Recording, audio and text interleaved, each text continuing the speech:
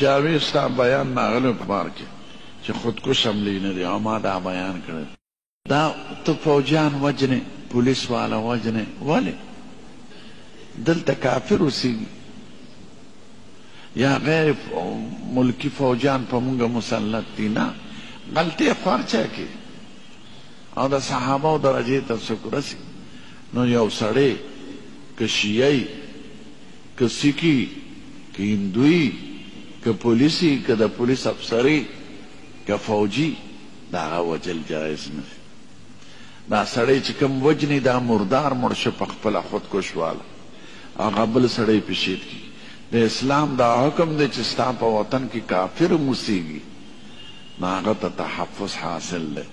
د هغه ښځې ته د هغه بال بچ ته د هغه مال ته د هغه جان ته بس نه وی بلکې زمونږ دا مذهب دی که چا کافر مړ که اهل کتاب که عیسائی یهودی مشرک هندو هغه په دې وطن کې اوسېږي او د دې وطن د قانون مطابق ژوند تېروي او مړ دی که نو تا به پکې وژني اگر چې ته مسلمان یې نو خودکش حملې ښه کار نه ټیک ته عراق او افغانستان کې هلته که امریکنیان وجني هغې پیښه وه هغه ملایان پیښه وه کارندې پیښه خو دلته به څوک نه وجني دا جاهلان دی جنسو وي غلطې جنسو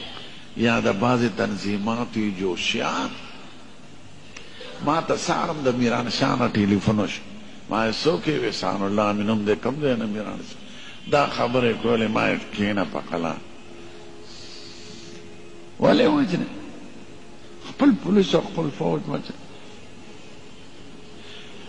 چې ته یې وجنې خو تا به هم وجنې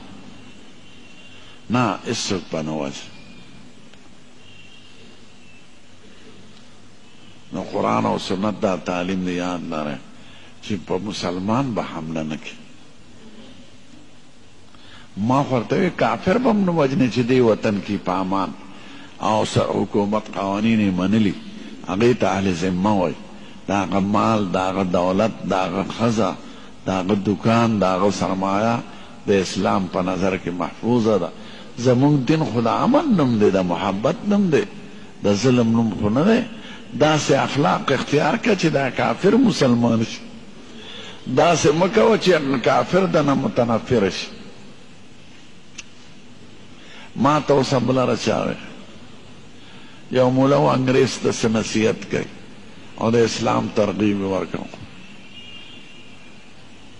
هغه انګریز وخندل وی زه د شرابو کاروبار کوم اخلم خرڅوم څکم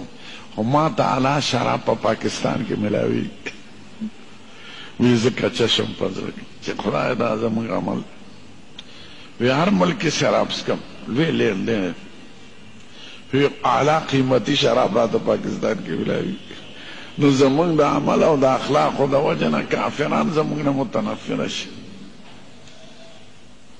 دا خو د دین حکم نه دی او شراب که ملاویږي نو شراب خو د دین حکم نه دی دا خو د دغه سړي غلطی ده دا خود لستونی سرګند کړوس دی مردار نو دا خو د دین مسله نه یو ښځه زنا کوي بې حیایي کوي ډمتوب کوي